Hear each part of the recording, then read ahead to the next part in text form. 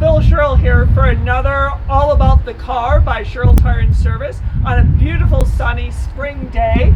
Today we're here in Plover with Jamie, though, who is the leader of our Medford facility.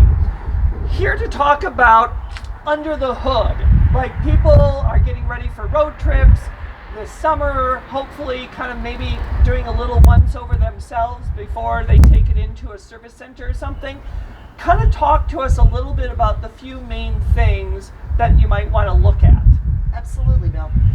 What we've got here is you'd want to start with your washer fluid. You always want to have that topped off.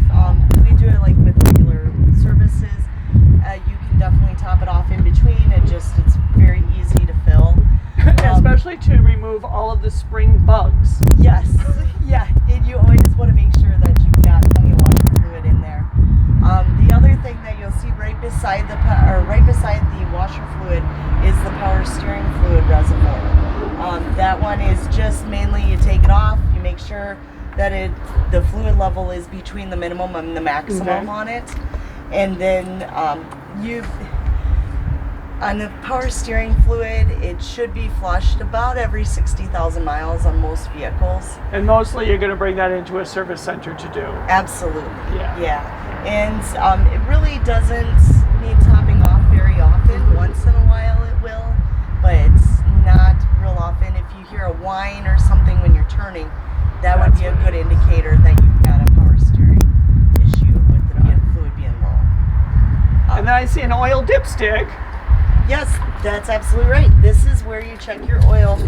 On here, there will be a crosshatch or some marks indicating when the level is good on there. But if you do need to add some oil, then you would add it out of this oil cap right here, or right into the engine there. In most manufacturers, it is normal for you to lose or use up to about a quart of oil per in between oil change. Okay. And that's about every 3,000 miles? 3,000 to 5,000 miles, depending on. We've had other conversations on the podcast all about the car, about oil and synthetics and all that. Yeah, it gets very, perfect. Very, very different from oil type to oil type as to your service interval. But not a bad idea to check it, especially if you're going on a longer road trip or, every couple of fill-ups at the gas station. Fantastic. And then you have a coolant, since you don't want to be the classic car near the side of the road with the steam coming out, right? Yeah, you don't want that to happen, for sure. That can cause a lot of damage. What we've got here is a coolant reservoir. This particular vehicle is equipped with coolant reservoir, and this is your radiator cap. Okay. Don't ever remove this while the vehicle is hot. That will be like a geyser. Exactly, and it's very, very caustic and well over 250 degrees in there. So you don't want to get burned by that. You want to make sure that the level is between, most of them have a minimum and a maximum there again. And you want to make sure your fluid level is between that minimum and maximum line on your reservoir. If it is low, wouldn't be a bad idea when it's cool to check the radiator as well, or take it in. This particular fluid should also be changed anywhere from about 60 to 100,000 miles there as well.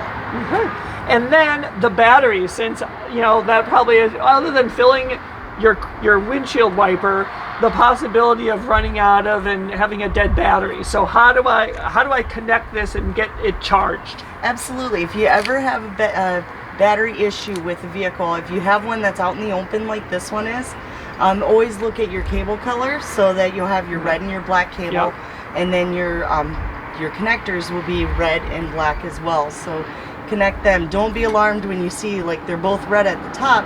That's because this is just a protective coating to keep them from corroding on there. So yeah, be sure to do that. And then your battery generally gets tested with your oil change interval services to make sure that doesn't happen where you're stranded. Fantastic. So some very basic things to at least get our car ready for the summer travel season, and just good prevention. So thank you, Jamie, for all the information, and we will see you next time.